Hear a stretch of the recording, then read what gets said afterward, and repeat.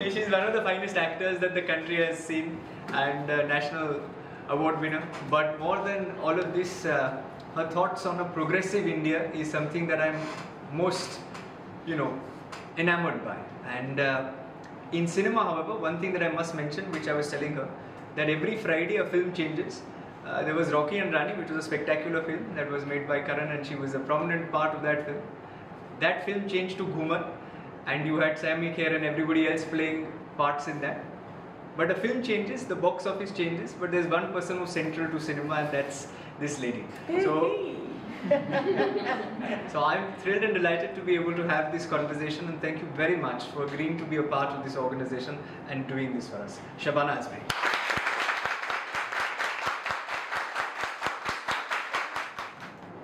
You have often portrayed strong and influential female characters in your life. And is there a particular reason why you take specific roles only? Because whenever we see you in a role, and I must start with this because I always believe that cinema is a reflection of society, but at the same point in time, society is a reflection of cinema.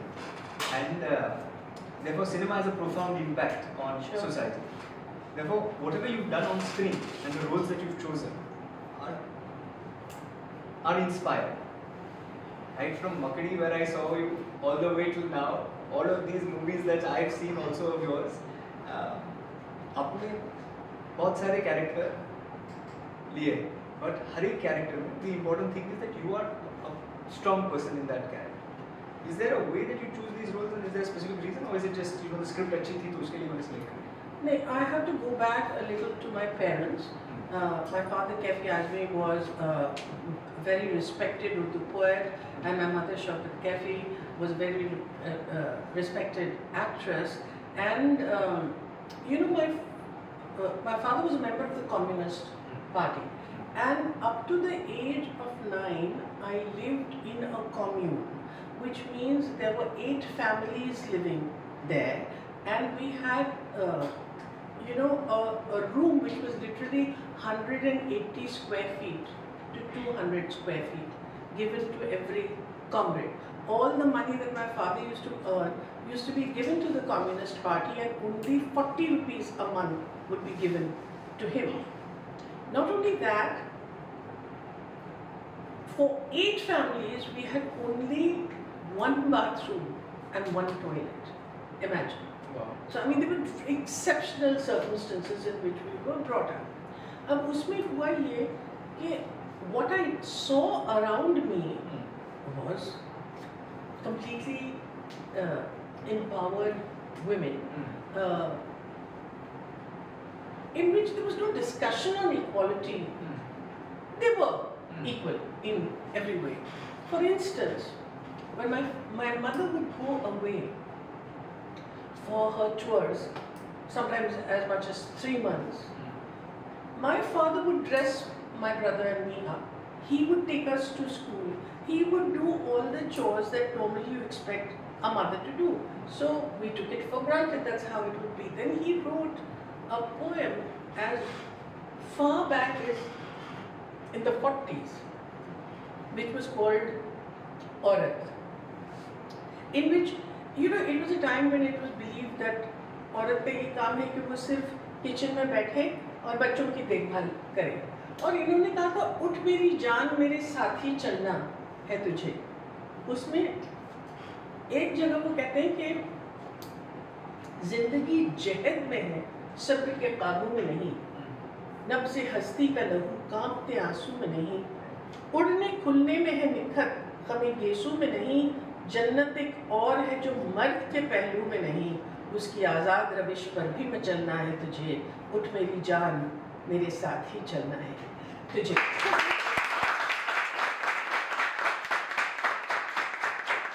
Basically, he was exhorting his partner to walk shoulder to shoulder with him, not one step behind, but shoulder to shoulder with him.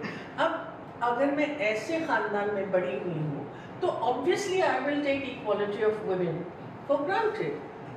It was, believe me, Rishabh, only when I was 19, around 19, that I realized that what I took for granted was actually an exception rather than the rule. So it came as a big surprise to me कि जो मैं देखती आई हूँ ऐसा तो नहीं है. अब उसमें हुआ ये कि because of my family background, because of the kind of films that I was fortunate enough to do, I realized that for me it would be very important to do roles which were different from what had become the norm at that time. अगर आप 1960s में देखें तो बहुत सारी फिल्में थी जिसमें औरतें जो है सेंटर का रोल करती थी, लेकिन मैं चुप रहूँगी. It was considered a virtue. मैं चुप रहूँगी for a woman was considered a virtue. And we looked at the roles of the women, then these women were all subservient to the husband. And so I had to consciously say, no, I'm not going to do that kind of thing. And then I was fortunate enough that strong roles came my way, particularly a film called Earth, which was made by Mahesh Bhatt. You all are too young. Any of you must have seen Earth? Nahi dekha. Anyway, this was in 85, 86 at that time. So it was about a woman जिसका शौहर उसको छोड़ देता है एक दूसरी औरत के लिए. अब ये बहुत she becomes very she feels very depressed, etc. But finally she pulls herself together and she takes a hold of herself and she starts working. At the end of the film, the husband, who was with this other woman, breaks up with her, comes to her and says, please forgive me, I made a mistake. So the woman says, played by me, if I had made the same mistake, would you have taken me back? And he's honest enough to say no. So she walks out on him. Now what happened is when distributors were seeing the film, they said it's a very powerful film, it's a very good film, etc. etc. But you have to change the end. हिंदुस्तानी मर्द आ रहा है और अपनी बीवी से माफी मांग रहा है और बीवी doesn't accept it. It won't run again. But anyway, Mahesh Bhatt and I decided that this is what we want to do, and the film became a very big hit commercially. I got the National Award for the Best Actress in that, and it showed that films have the power to touch real issues in the heart. But what happened in the process was, I had hordes of women walk into my house, not as fans to star, but in sisterhood, expecting me to resolve all their marital problems. So I was very frightened. I said, भैया मैंने तो सिर्फ एक role किया, इसका मतलब क्या? मगर उससे फिर मुझे एहसास हुआ कि देखिए, so often लोग जो हैं वो एक्टर और कैरेक्टर को एक ही समझते हैं. तो अगर आपके पास वो पावर है और आप वो पावर कंस्ट्रक्टिवली नहीं इस्तेमाल करेंगे, तो you are letting go of very important opportunity that has come your way.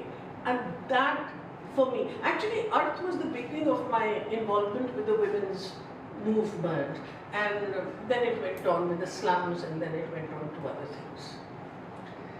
Very well put. There was Urdu Shairi in this, there was context of your childhood in this, and then how you've chosen these roles. But ma'am, much before women empowerment became a thing, you were an icon for people. जैसे आपने बताया that women used to come to you and they used to ask these questions. Now, when there are one set of people which is in terms of women, but there are another set of people that also look up to you, which is artists. And these days there is a lot of question on artistic freedom. Many young people from the organization also eventually join performing arts. Some are young actors now after having finished at I.I.M.U.N.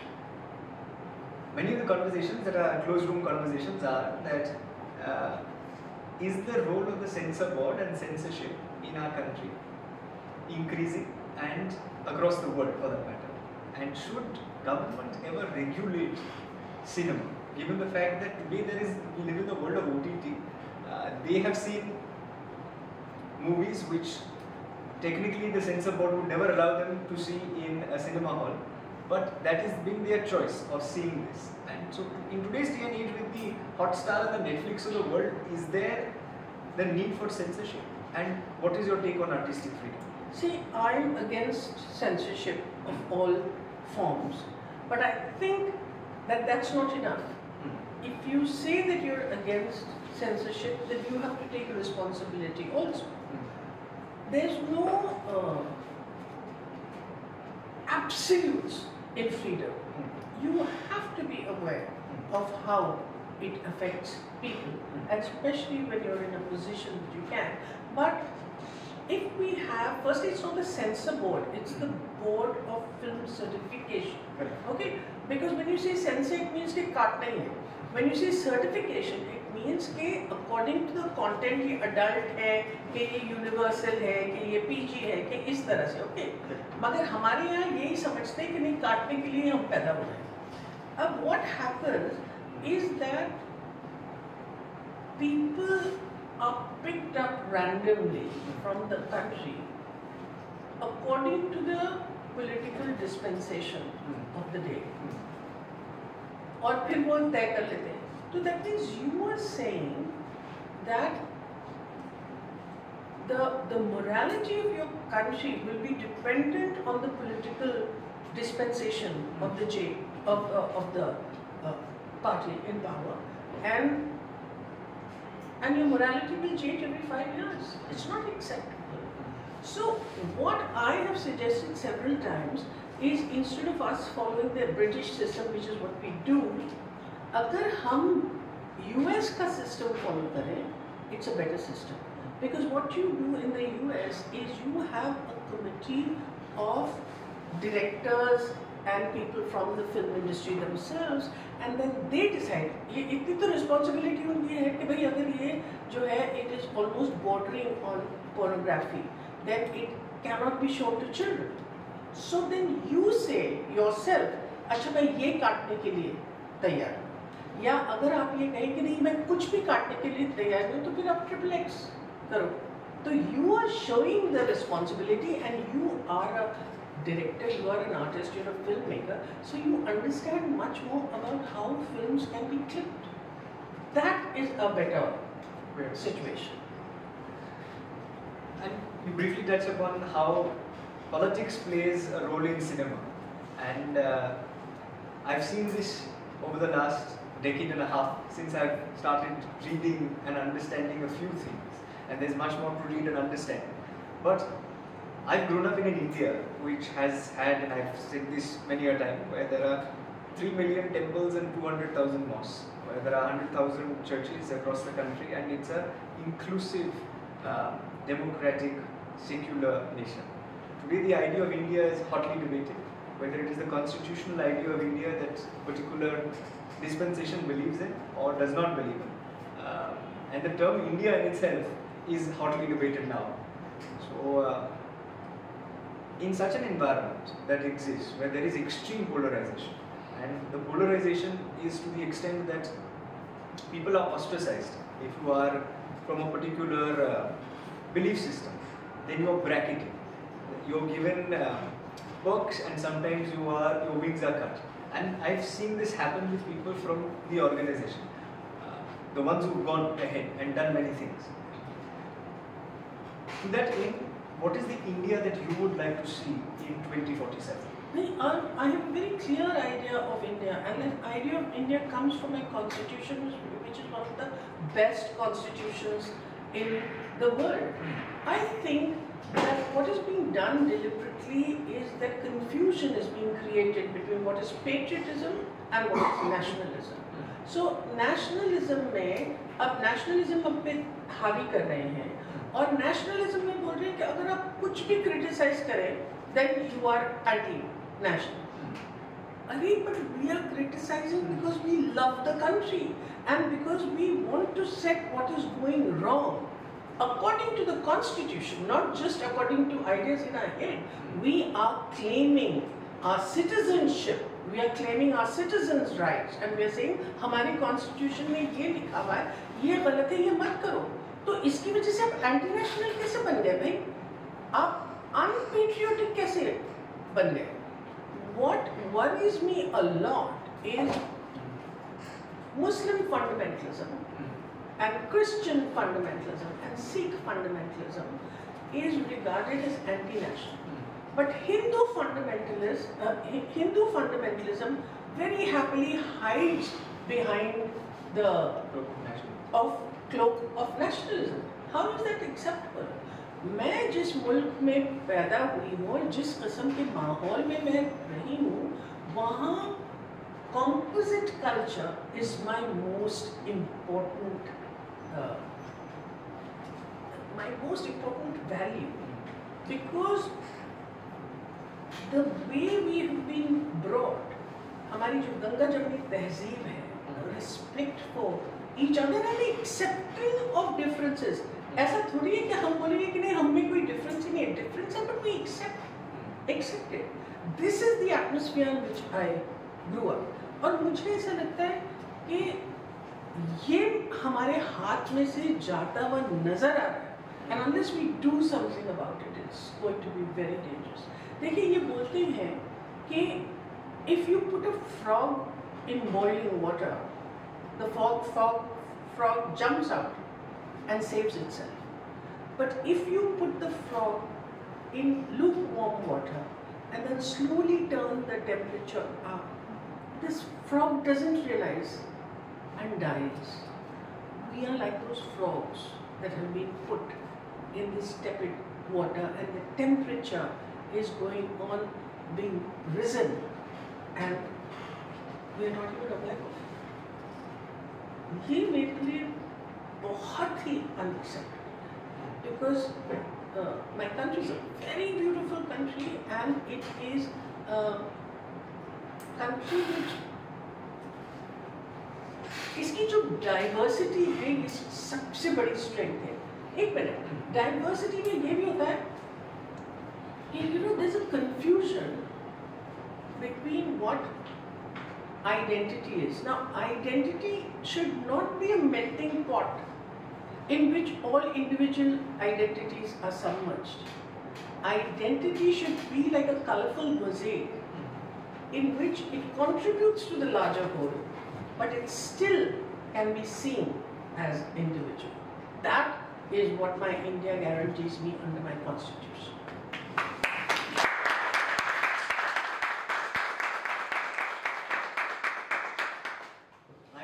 This is no Karan Thappar's devil advocate, but I must ask you this question because a lot of people say this, that Bishop, Hindu Rashtra है. Hindu Rashtra में हम लोग ऐसे नहीं बोल रहे that Muslims are not welcome. They're not saying that Christians are not welcome. They're saying that India is a civilizational state, and because India is a civilizational state, and Hindutva speaks about Sanatan Dharma. Sanatan Dharma is accepting of all faiths. So by saying that this is a Hindu Rashtra, what is wrong in that? Or in your opinion, is it wrong even in the first case you say that this is a Hindu? It is wrong. But why? Because I take my ideas from my constitution. आप constitution बदलो ना. आप constitution बदलो. उसके बाद you can, if the country agrees to that and says all right this is correct, then you have the right. Just now you don't have the right. Firstly, I would also like to say that Hindutva is not at all accepting. Hindutva is a political phenomena created, which is the antithesis of Hinduism. Hinduism is an all-embracing religion. Hinduism में ये ability है that you embrace. What do the Vedas say? They say there's no difference between a stone and me. If there's no difference between a stone and me, how can there be a difference between you and me because we follow another religion? So what is being done is, under the guise of Hinduism, you are creating Hindutva, which is a political ideology with an eye on the vote bank, and we have to be able to see that. So you're saying this is just a political agenda, technically there's nothing more than that. But reading between the lines is something that we encourage them to do, and every day, whether it is whatever political belief they come from and they have, the idea is to get them to try to see the truth. Sure. To that end, one thing that all of us agreed on, and I'm sure in unanimity you will say, that we saw this movie Rocky and Rani, and Karan had come, and we did a couple of things with him, and then we took all of them to see it. That film, in my humble opinion, and that's where I met your son as well, and I was talking to him and I told him saying that after the screening, I told him saying that this movie, in my humble opinion, has smashed concepts of patriarchy has redefined how one sees and perceives love, and also at the same point in time you touch upon cancel culture and many such things, like misogyny. This is a typical Karan Johar movie, and you've known him of course for far longer, but yet it communicates the point. So coming back to India and coming back to cinema, the role of cinema in shaping the idea of India, in shaping what they believe is India, how important is it and what role does it play? According to me, it plays a very important role because I was raised in a family that believed that art should be used as an instrument for social change. We don't believe that one particular film will suddenly transform. ऐसा नहीं होता है कि you watch a film on Gandhi and from the next day you start following Gandhi to the T. But what film can do, what art can do is to create a climate of sensitivity in which it is possible for change to occur. Now, I don't have a quarrel with filmmakers who say, no, we want to make a film only for entertainment. They have the right to do it because I'm not going to be fascist and say, you only make the films that I make. But my quarrel is with their idea of entertainment. Why don't you redefine entertainment? But that's a different dialogue altogether. I believe that cinema has a very, very strong ability to affect and to bring about change. And I also think, Rishabh, कि ये जब mainstream cinema में आता है तो ज़्यादा powerful होता है, because otherwise you're preaching to the already converted. When it comes in mainstream cinema like a Karan Johar film, then it reaches out to millions of more people and they start thinking about it, talking about it. Like your movie Arif, like what you did with that. That's right. On this. But then there are filmmakers, and I have had the privilege of knowing them well. There are who utilize cinema very differently. We've seen Kashmir Files, for example.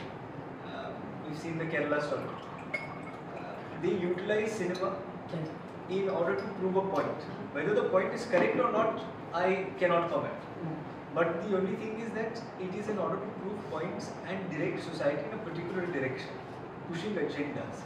Now, cinema can be misused as well. Of course. And anything that is powerful can be misused. Like in I.I.M.U.N, they show that the nuclear bomb was never created for this, but then it was utilized for different things. So cinema, whether positive or negative, whether Kerala story is good or bad, that I'm not commenting, but can it and should it be used in order to drive an agenda? It's for the filmmaker. How can I decide what is the agenda of the filmmaker? Now, even if I disagree violently with a film, I think what I have a right to do is to, in a peaceful way, show my strong disagreement to the principles of what is being propagated, but I have no right to ban the film. The only organization that has a right to ban is the CBFC because it's been given that right. But once that clearance is given, then it's wrong to say ban, we are going to ban it, we are going to tear seats, we are going to do this, which is what happened with my film Fire. ये गलत है. आप जो है अपना disagreement जरूर दिखाओ. आप फिल्म के बाहर खड़े रहो, picket, don't indulge in any kind of violence, don't create any law and order situations, but show your disagreement. But if that's what he wants to make, he has the power to do so. My second last question before I open it up to them is, when it comes to cinema as a whole, you've got different people with different ideologies, beliefs, who are pushing different agendas. Yours is a life, when it comes to certain things, even the worst critics cannot disagree with you. Like your role in Umar, for example, and the message of women empowerment that you believe in.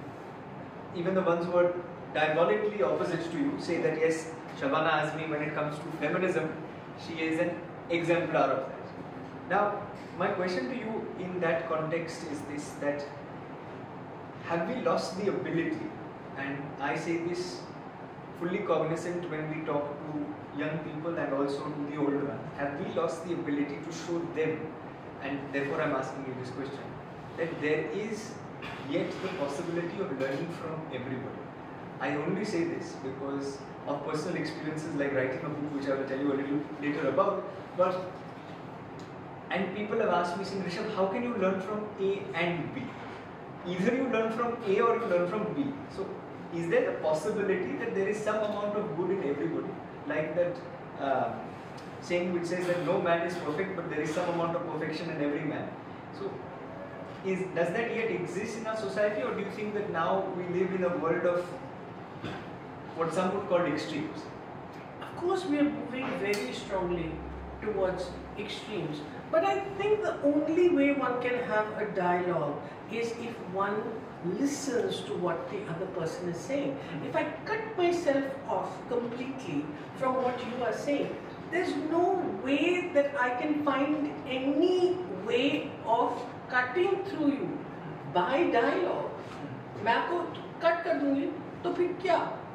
I think it is very, very important to engage with people who disagree with you and have a dialogue with them. That to me is very important. A lot of liberal people disagree with me and they say नहीं वो जो आके आपके mind को color कर देंगे. मैं इतनी कमजोर नहीं हूँ. मैं उम्मीद ये करती हूँ कि मैं जब उनसे ऐसे potent questions पूछूंगी तो उनको टटोलना पड़ेगा. So dialogue is key. Yeah. Correct. Yeah. Somebody who is close to the organization, Shashi Tharoor, keeps telling me, saying, Rishabh, learn to have dialogue with everyone else. Absolutely. But at the same point in time, the RSS also keeps telling me the same thing, that learn to have dialogue with That's everyone. right. Yeah. But ma'am, therefore I must ask you this as the last question before I open it up to all of them.